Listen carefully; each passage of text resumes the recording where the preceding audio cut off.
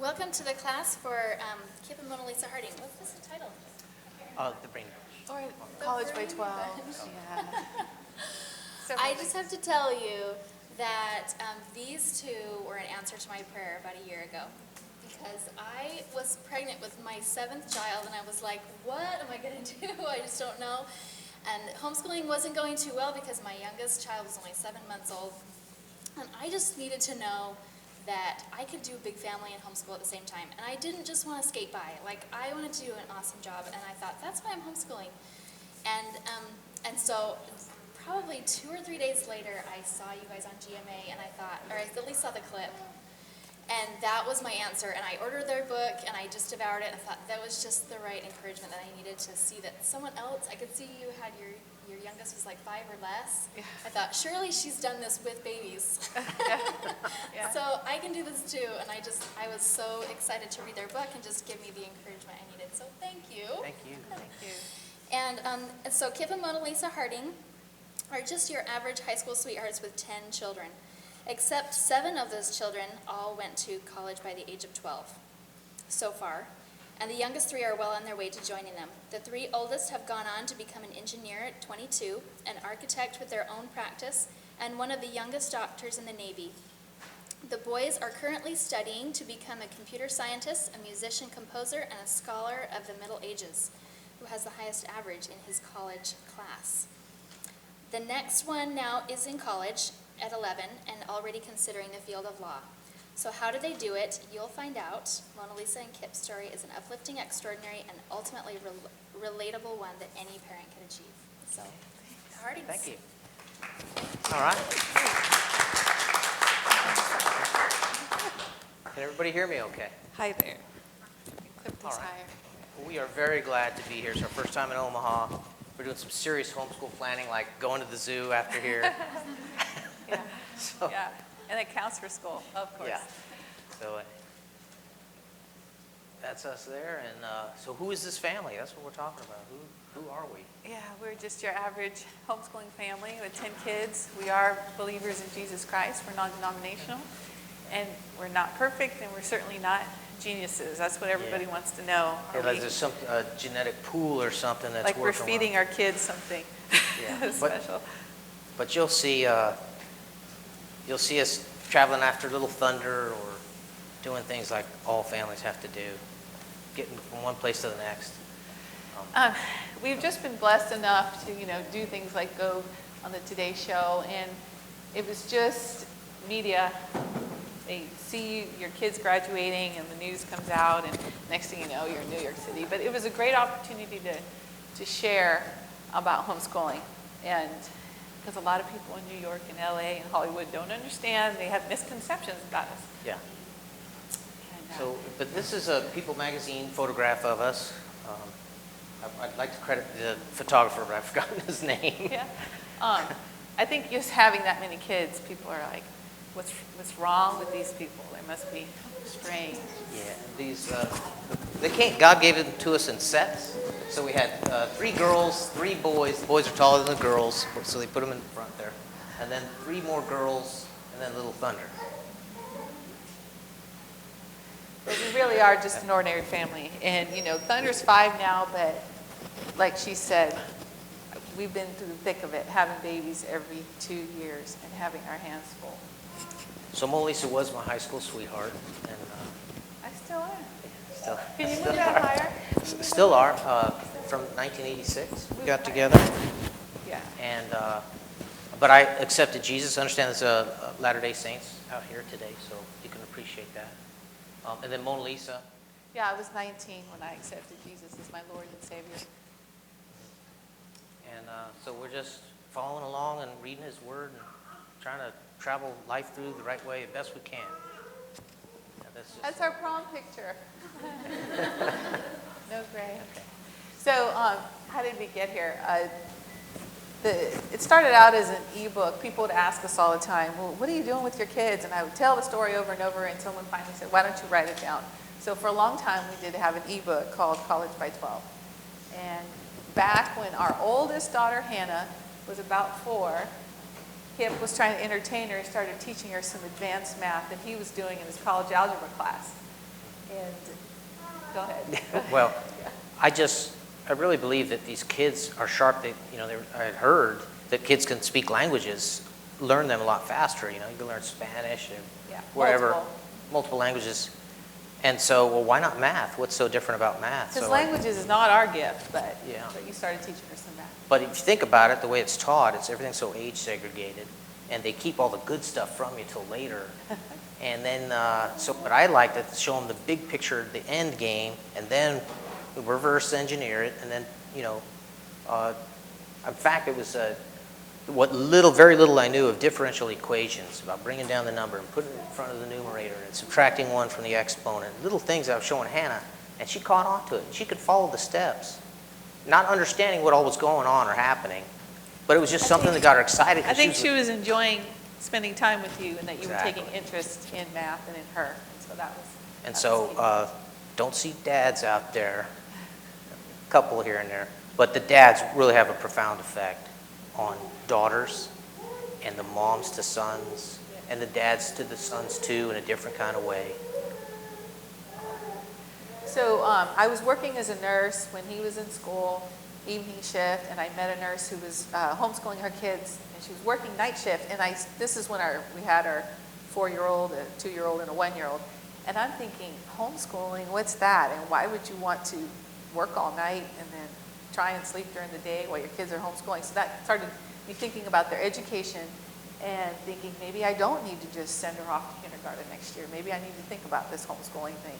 And this particular nurse is a common story. She had a son who was in school, getting into trouble, and the teacher was trying to label him, and she brings him home to homeschool, and he ends up excelling because he was just a bright kid, getting bored and in trouble in class. And these stories stuck with me, so I knew I really wanted to homeschool. But I chickened out. I sent my kids to kindergarten, first grade, second grade, and third grade, and then we brought them home. And I took a military assignment, so it worked really well because, when you're moving around a lot, homeschooling is just ideal. So you're not yanking them out of their little social situation they're in and restarting. So like I said, she went through the third grade. We put on there that at age 27, she still hates peas, and because it's such a silly thing. She used to be forced to miss recess in school because she wouldn't eat all her peas. And she'd come home in tears, and we thought, what does eating all your peas have to do with teaching them? I mean, just so many silly things that they did at school made no sense to us. And so that's when we started thinking, well, maybe we do need to really homeschool. And to this day, I asked her, want some peas with your lunch? She's like, she's still traumatized by that. But on that slide before, we talked about, go back. When she was about 11, kind of fast forward here, she started using the Saxon math manuals, and I would let her read the solutions so she could teach herself the math. She did really great with that, and that's when you recognized that what she was doing was kind of getting to be college level algebra.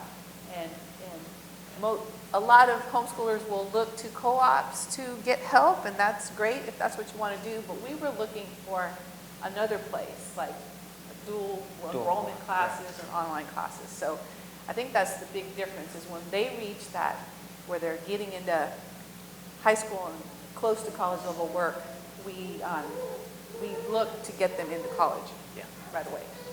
But it was a homeschool conference where Mona Lisa discovered. I think that's on the left slide.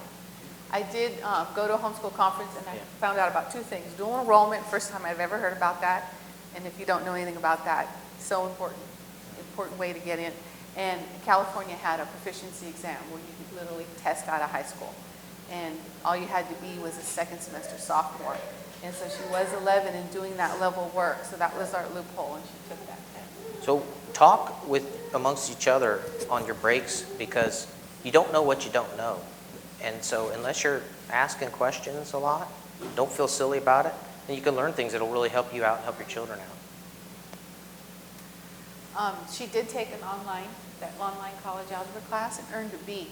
And once we saw that B on the transcript, we thought, this was the easiest B that we didn't have to do all the work. She did the work. I was pregnant with number 6 and tired and didn't want to learn the advanced Saxon math book. And when she earned that B, we thought, she's going to do more of this. And that's when we really thought, we can't go back. Why would we go back to doing high school work when she has shown us that she's capable of earning college credit. So the next step was taking that proficiency exam, graduated by her 13th birthday. She was playing soccer at the Women's Community College and taking full-time classes. The first semester she took 2 classes and then quickly got into full-time. So she was the, what do you call the word? She was the one Guinea that, pig? well, the guinea pig, the trailblazer. She was our trailblazer, just, you know, from then on. Both. It's like, That's her picture, and that's her picture actually getting her bachelor's at age 17. You should go faster. And then she got her master's at 19 back in California. And we mentioned that she passed her comps on the second try. And we really want people to know our kids have taken tests and failed them. And they Yeah. come home in tears because, you know, they get their comps and they didn't pass. And she didn't. And she had to study a whole other semester and pass it the second time.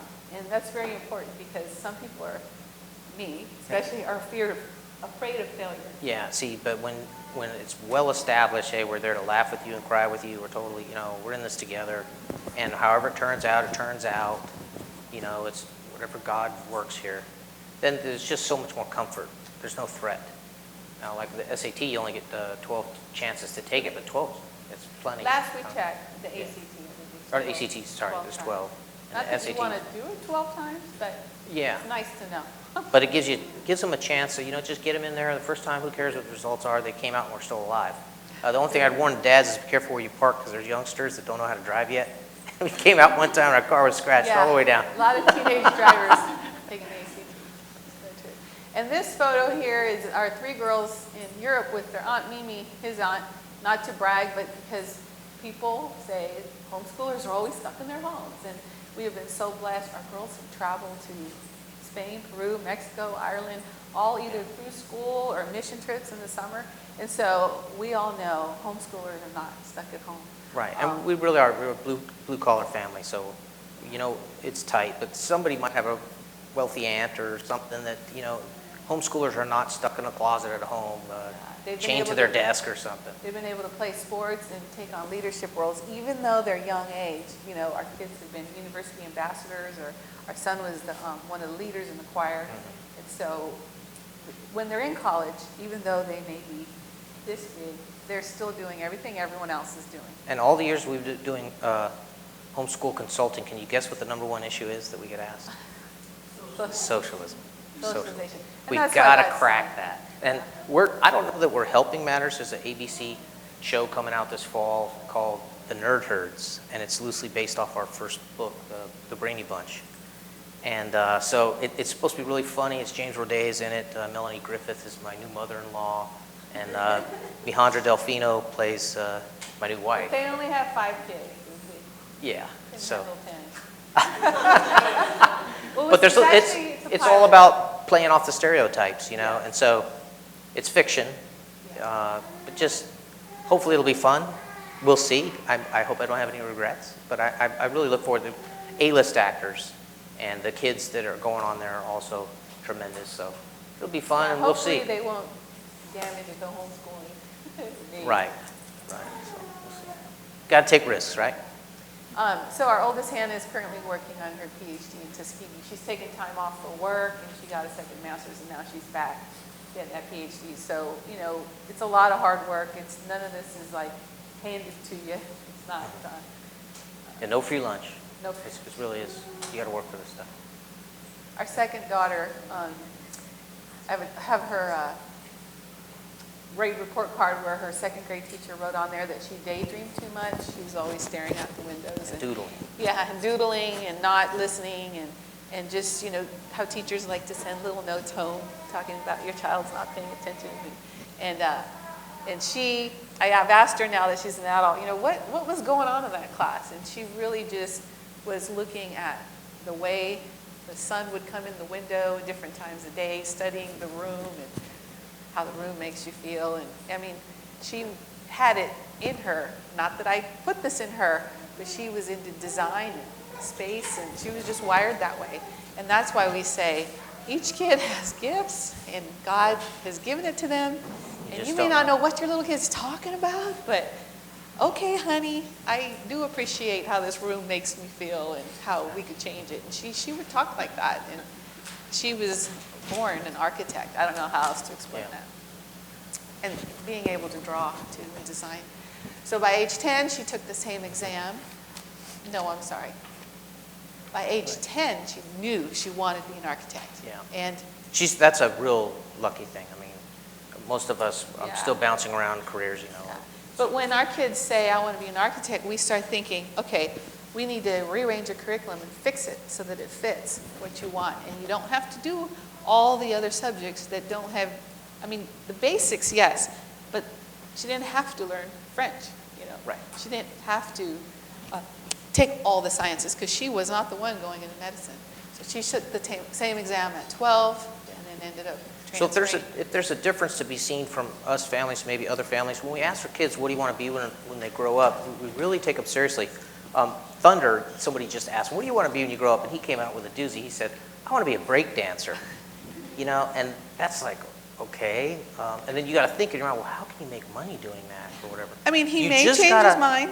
Oh, right. Oh, I'm sure. But- You know, he'll be a fireman tomorrow and whatever, right? But you got to listen to that kind of stuff. And like the Myers-Briggs personality type test that smart degree authors, these types of things when they're a little older, they start to point. I think the age is about 12, or is it 16, somewhere in there? I think it's 12. Where they have a lot more confidence in the results that are coming back.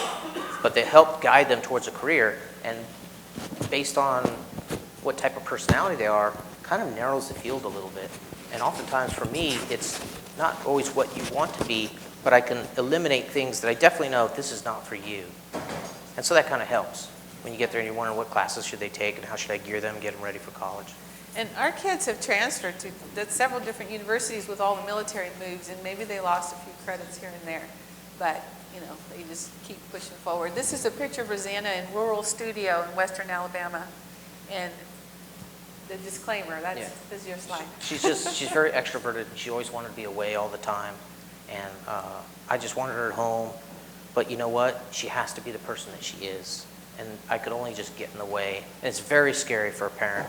She was in western Alabama out there, rural studio, building homes for the poor. And then she was in eastern Alabama at Auburn with her big sister in an apartment. She's the This only scares one parents. that left this young. Right. And would come we home don't, on the weekends, yeah, we don't but- like to tell parents, hey, this is what you should do, because there's a lot of risks involved in that. But it seemed to be paid off. She married young like us. It all seems to be working out. So all of our other kids have stayed home while they're in college. It's just this child was different. She picked everything that was difficult. And she was the socialite. She wanted to be out and about in wholesome ways, but she just had to be out. So we let her. And so if you have one of those in your broods. And I remember, you know, shedding a lot of tears over this one because I was like, why do you want to live way over there? Because it was the only place that offered the world-renowned Western rural. Right, and then Alabama. when we, funny thing is, teenage kids, when we moved to California, she about killed me. How could you take me from Auburn University, right? And we get to CTA, California College of the Arts, then she falls in love with that place. Yeah, And it's the greatest thing. And she was living in Oakland in a dorm, and then commuting over to San Francisco, and we're in San Jose. So as a parent, I'm on you know, the we're phone like, with her because yeah, I'm so worried about her this was taking this really break. hard, but we just felt like, you know, if God's doing this work in her, let it be. You know, she's saying all the right things. Her heart seems to be in the right place. So as long as she's not out carousing, doing wrong things. And she's in the studio working, and we pray for protection. So this was her portfolio photo when she got accepted to California College of the Arts. And like he said, at 16, she moved into the dorms. Go ahead. And then there's her graduation.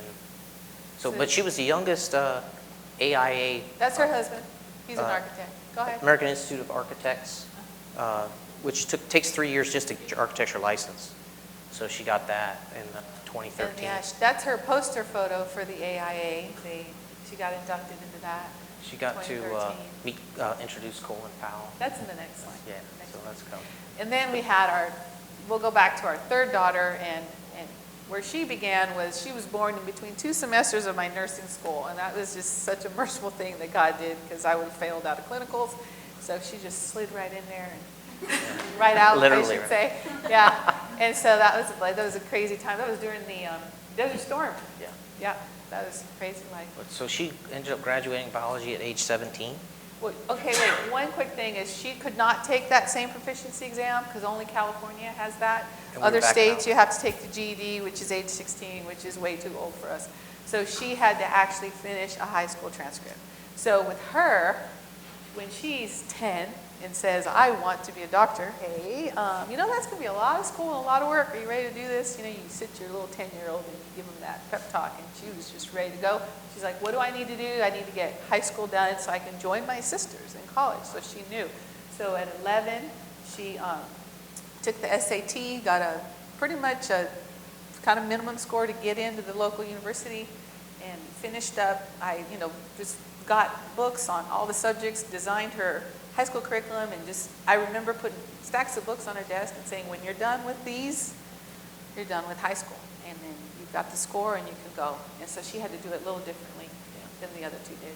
But And she started made it at through 12. PCOM, became the Navy's youngest That's doctor. Philadelphia College, osteopathic medicine. But there's me, I was retired then, I just barely fit into my old uniform. So Yeah. I got to pin on her butter bars. It's called ensign in the Navy. It's, Yeah, that's, you were her first I salute. affirmed her. Yeah, first salute, and she's got her little wings there, my mini wings. She's Yeah, showing and her. she actually had to get a waiver to get a commission at 18. You're supposed to be 19, So, she worked yeah, that out. she's amazing, all of 5'2" or something. She's a little girl. But she runs Marines, and she is fast. Trust me. And she can hike with a rucksack too. I won't admit to it, but Yeah, wait, go back, she go back, beats go me back. down there. Oh, she wants to do oncology, okay. So So- then we had our fourth child, we'll go back to child number 4, and he was one of those babies that like can read, you know, you heard of those little teeny tiny toddlers that just, you show him all the sounds of the letters and he just started reading, and it was, by age 4, he was reading chapter books. Not that all of our kids did that, Yeah. and not that anyone's kids need to do that. I mean, we've had late readers too.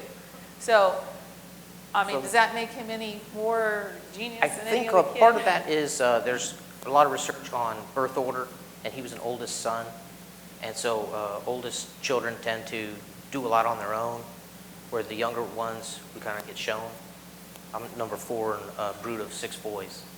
So a lot of times the personality types will fit within those, the He birth was a order. Or it's very seriously affected. Confident. He was a very confident 4-year-old, and he would ask me questions all the time, and he like already knew the answers. He was just wanting to see if mom knew exactly what he knew, because he had already read it. He would read about it, then come quiz me or something. And finally I was like, look, you obviously know more than me, just go read, because he would just read and he wouldn't, you know, he'd read the back of the cereal box and read the ingredients and then go figure out what all the ingredients mean. And he was just a reader.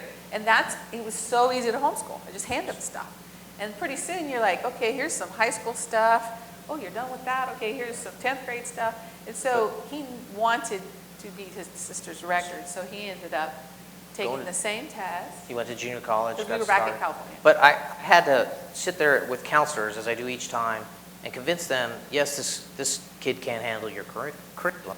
And they're like, well, they want life experience. Well, give them a shot. You know, this is in California, and I walked in a military uniform, so that's 2 strikes against me, you know, just for going in there like that. And then, but he did, and mom's always out there either walking the track or in the car, just waiting for him, you know, first couple of days so they know.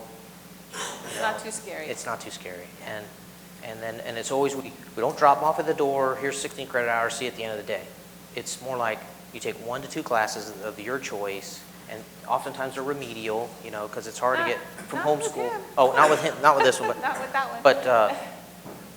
but you know, just getting them ready for college, you just don't want to give them too much pressure. So if they say, yeah, I can take it, then let them take it. But so anyway, it's just a fun process, and the kids, if it's not fun, you're doing something wrong, whether that's at home or even in the college entrance process.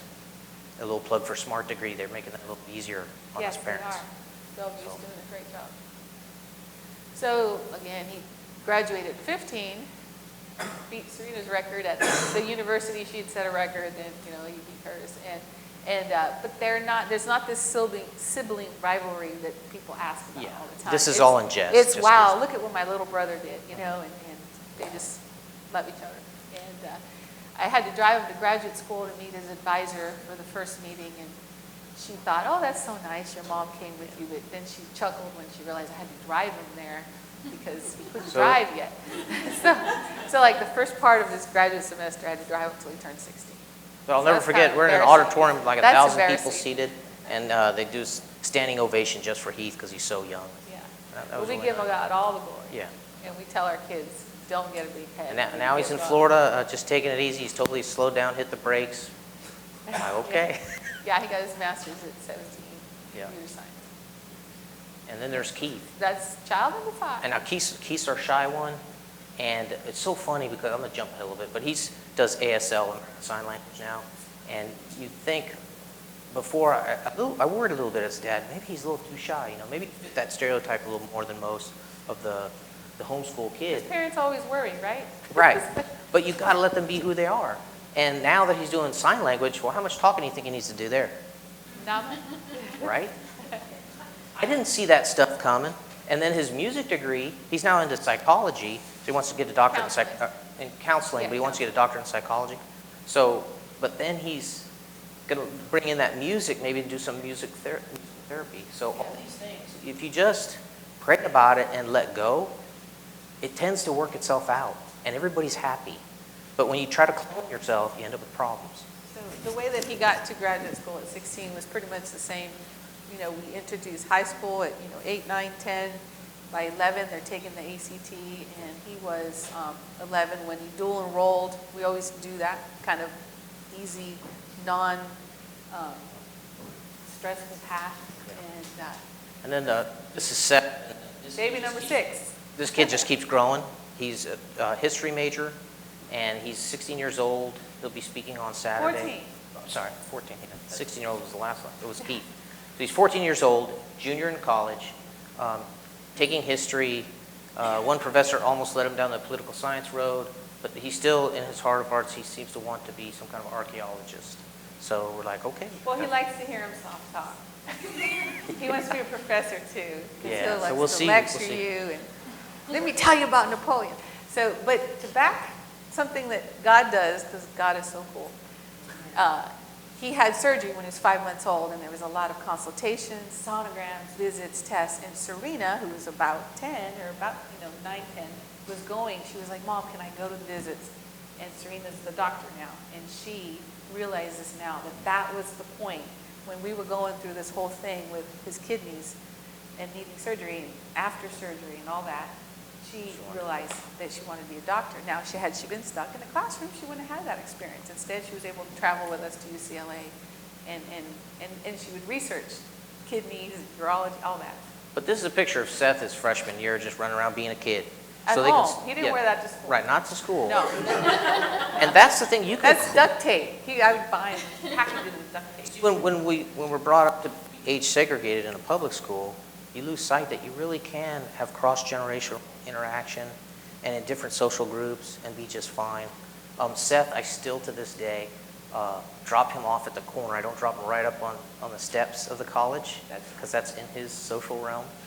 The uncool factor.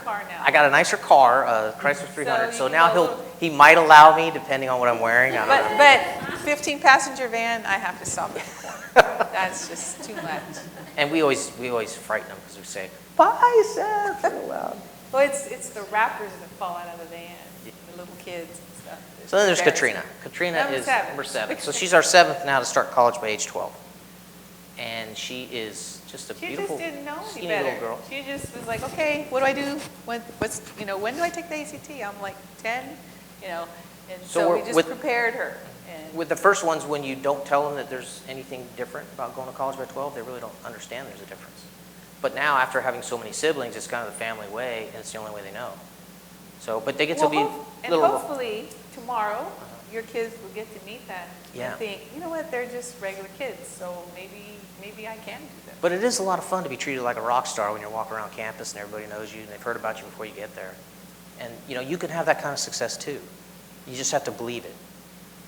I've shared this before a lot, but at one time there was wagon trains coming across from Nebraska, right? And now you all fly airplanes, and you never want to go back. So with homeschooling, why would you ever want to go back to this age-segregated model of industrial age in the information age? So that's where we are. And then, So at here's 10 and a half, she was dual enrolled, and her big brother Keith was in the university choir, and he was like, Mom, she's got talent. I'm going to prep her for the audition. And I'm like, this is you guys. I can't sing. If you guys want to do this, do it. And he assured me she had a beautiful voice. That's pretty cool, your big brother saying that. And she auditioned and got into the choir and was able to go on choir tour with the big brother around, which is really nice because, you worry about all this. But the people, this is a Church of Christ school, by the way, so it is Christian curriculum. And the students are just very welcoming to our kids and kind of taking on a big brother-sister role. And so... And I wanted, because we wanted it to be real, right? So you see us as real people. I have a mother that's mentally ill and a brother that's mentally ill. So my oldest daughter, we were concerned she was, had a mental lapse at one point, and we went and got her some medication. So if you have a child that's special needs, don't worry about it. Life goes on. You can still do amazing things. She's working on her PhD in material science. If she was standing here, you wouldn't know she was different from anybody else. And she's really not. But, there's medications that you can give to somebody when they have a mental illness, and the stigma is no longer there anymore. If it is there, you're not interacting with the right people. Because if it was diabetes, would you care? Well, mental illness, for whatever reason, we still treat it like it's this terrible thing, or a family secret. And then the other occurrence is online. Be careful online with the kids. The Duggars call it Nike. They look at their Nike shoes when they walk by a pretty girl. Material. Yeah, or someone with not so conservative dress. And but what do we call it online when you're clicking? Puma? Puma, yeah. That's what you call it. Personally unsettling material. Personally unsettling material. So when they come across personally unsettling material, they got to learn for themselves to click off. If you're trying to monitor their phones and there's a lot of software out there to monitor your kids. That wasn't a route for our family. Maybe you do it a little different, but I really think it's an internal thing. You got to work inside the kid, that character building, to where they can say no. Otherwise, once you let them loose in college, guess what they're going to do? With all that freedom, it's going to be downhill. So, by the way, Katrina's 12 now. Yeah, she's taking 14 units. So 14 then we have the last three, Mariana, and she says she wants to be a doctor. Yeah. And, her and both of them, they want to be little baby doctors, pediatricians. So we'll see. We'll see if they stick with that.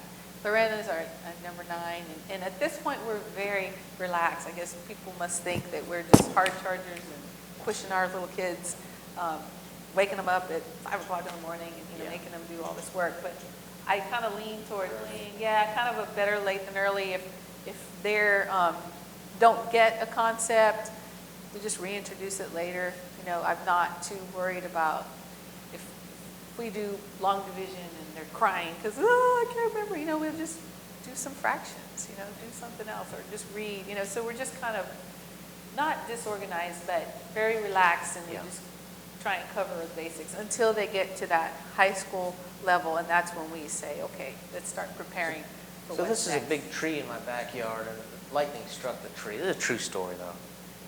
Lightning strikes the tree, all this bark comes flying into the house, takes out four or five windows. The tree is burning inside for a couple of days. Yeah, and the next morning, we were going through Psalms based on the calendar. Wait, that was the 28th. June 28th. And then the next day we read a psalm this. every day. Psalm 29 said, the voice of the Lord is upon the waters. The God of glory, I was reading it. Thundereth, the Lord is upon many waters. And the voice of the Lord breaketh the cedars. Yeah. So so I highlighted that in my Bible. I thought, wow. Well, we were going to name this boy that's Thatcher. awesome. And we get, Well, then I find out I'm pregnant. she's pregnant. There's signs all over town saying thunderbirds, I guess, were coming. And anyway, long story short, we're about to have this baby, and I say, you know what? There's enough signs out there. We got thunderbirds He flying was around. born We're naming 9 him Thunder. months to the day, March 28th, so we named him Thunder. Thunder James. That's the baby. Yeah. So we don't know what he's going to be. And the doctor says this, well, you got to tell us, come back, tell me how when he grows up. Is he a race car driver? Is he a preacher? Is he whatever? But We'll see. if he's just happy, that's what all parents want, right? Just as long as he's happy, serving the Lord. There's no greater joy. And God's to hear plan. that my children walk in truth. Walking the truth. So Why so maybe many with this crowd, y'all know why we have so many kids. This, sometimes you have to explain it to people. But be We have so fruitful. many kids because the God says so. God's word tells us to be fruitful and multiply. And That's the a only tough birth message. control in the Bible is God's in control, right? So we each have areas of our lives that we're working on, and this is where we settled in this area of our life. Other areas And we it have. was back in 1997 when I read A Full Quiver, and my understanding that Rick and Jan Hess are the author of that book, and they live here in Bellevue. I invited them to come. Did you talk to him? I'd love to meet him sometime. And A lot of neat Kip stuff going on. read an interesting book. Oh, How are we doing on time? For- 15, okay, good. What was so that? yeah, what to expect when no one's one's expecting, right? In America, we get a lot of immigrants that are coming over, Yeah. so that back fills. But there really is, when you look to Europe, they're changing radically over there, and it's happening here in America. It's just you don't Feel it quite yet. feel it yet, but it really is coming where Yeah. things will change. And people are just not having babies. Because remember, it takes two people to replace two people. So if you're only having one or 2.1 kids or something, you're Yeah. just barely staying steady in your demographics. So anyway, we're going to depopulate over the years. So all this talk about overpopulation, It's a myth. wrong. All this talk about achievement gap between men and women are overpassing men in a great way. They're like 60% of college students. They're just, but in pay, they're still behind, but a lot of that is in the upper levels. But it's quickly changing. So you have to be up to date and informed on things, or else you run under old paradigms, and that's not healthy for you. Yeah. You mentioned that, overpopulation. Yeah. Yeah. So we want you to dream big. You can do it. We are normal people. We have extraordinary results, but I'm telling you, it's... And that's the cover of our book, and we just had the ebook, but God brought it to us. We had people calling us and saying, hey, have you thought about writing a book? This is Steve Turrell from Simon & Schuster. Like, wow. It was just totally God bringing it to us. It was just a blessing. And he wants those blessings and it was for you. a dream, to see it in hardcover. And we always thought about having the book in the secular stores. It's great to have a book in a Christian bookstore. That's awesome. But we wanted to get it out there so that people could see that homeschooling is normal and efficient, and that we're not totally crazy. So now a little more on the Bellevue University Smart Degree Program. This is what we're planning to do with the last 3 kids. So We're really yeah, excited about it. online degrees are more and more valued in the marketplace. Employers recognize, I'm a government employee, part-time, no conflict of interest here with what I'm doing here. But there's a lot of people that telecommute in government, in business, everywhere. So if you're telecommuting 2 days out of the week and working 3 days out of the week, you got to be trustworthy, you got to be self-starter, you got to be more worried about, instead of time on the clock, it's getting the mission done. And that takes a little bit of training. And that can be done well in homeschool, because in other school systems, you wait on the bell and people tell you where to go, kind of thing. So But we're this preaching smart to the degree is choir. They know about homeschool. right. But this smart degree is really a great opportunity. There's no ACT, no Yeah, SAT. and I saw the form last night. You just Oh. simply sign a form that attests that your child has completed high school. And like you said, you don't need an ACT or SAT, so that's pretty great. So, when you see your child doing that high school work and you're keeping track of that, you don't really need the transcript, but you know when your child is done. And we really believe that the parent knows best. And you can tell when your child's getting bored at home or not challenged, or mom is just on baby whatever, and you're just like, this child is a brainiac, he needs to go somewhere else so he can get the instruction that I can't give him. Or not necessarily go, in this case, it would be online. And so it's a really... And the more I learn about smart degree, the more I get excited about it. They're using modern tools. It's a student marketplace. So in the financial world, we have a clearinghouse. Did we put low cost up there? I forgot, but it's going to be very But low cost. the students won't be treated like a resource or something. They're treated as human beings. But the college are going to be bid on them. And there's already a talk given, I guess, this morning in more to follow. If you want to learn anything about Smart Degree, you can go to Moms to Moms, which will lead directly. Homeschool Moms to Moms. Homeschool Moms to Moms. Or smartdegree.com. And go here to smartdegree.com. And then. And we do consult. If anyone wants to ever talk to us on the phone, and if you do want to do the whole transcript route or preparing for the ACT, we're available for that too. Okay, And, so we're at the books are yellow not 10 at minutes. the So table I think today. our timing. Books will be at the table tomorrow, and But you can buy them online. yeah, and So that's our website. I think our timing worked out nicely. Yeah, there. we have to take questions now. Questions? Yes. How do you afford to have so many kids in college? Afford? Oh, No, we good don't. question. No. Well, yeah. Yeah, it's Remember the hard. commercial? I'm a dead up to my eyeballs, guy driving a tractor. Sometimes I feel that way. We just have been relying on the Lord the whole Yeah. time, and things happen to us. We come across the right people at the right time, and so they're not all on full scholarships. Some. Yeah, tomorrow we'll talk about Yeah. which kids have gotten scholarships. Some of them have been half scholarships, Some are full. and You do unfortunately. that at the young age though, like at 12, are they? We're co-signing. Well, Can they for, qualify for FAFSA and stuff? yeah, Yeah. FAFSA, there's no age requirement. Okay, if you go to FAFSA.gov and you put in there that your child's 10 or 12, it's going to tell you need a paper application. So you have to call and get one. And And I don't that's- usually tell them why I want a paper application because they'll think you're crazy. So Funny story on I that. just get it in the mail. If you're born after the year 2000, remember the old Y2K bug? It's still in government computers.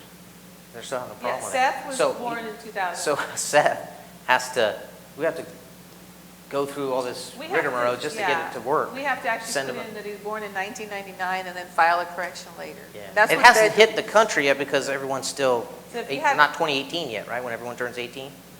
But, so they'll have it fixed by then, we hope. Hopefully by the time all the 2000 kids, but. But yeah, we're seeing it anyway.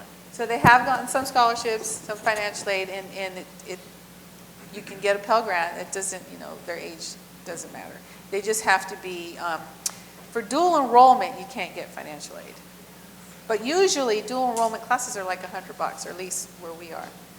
No, they're more. Well, they're not full tuition. Oh, okay, well, maybe you need to look into Smart Degree or something. Yeah. Or junior college. But I'll tell you, BYU, I don't know, current enrollment is $30. Yeah.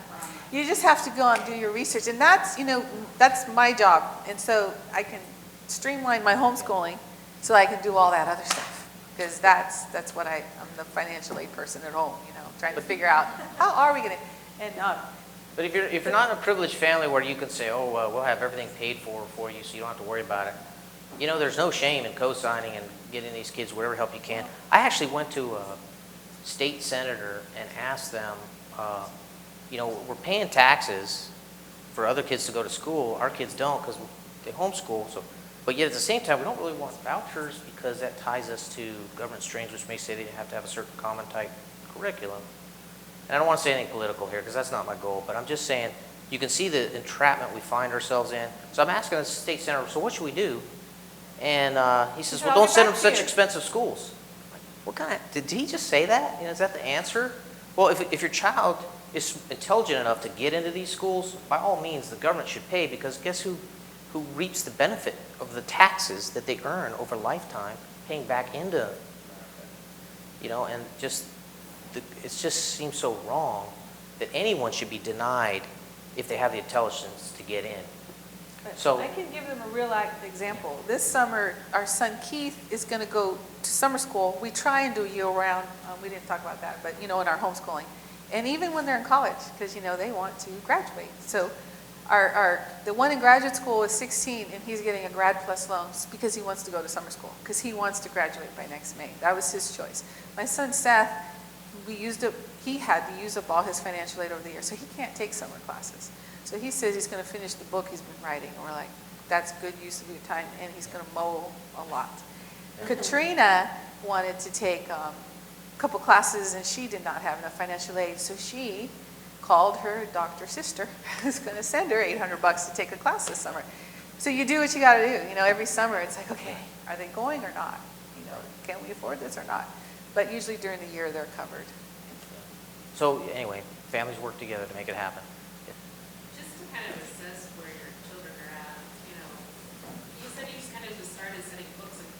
Yeah, realize. high school level books.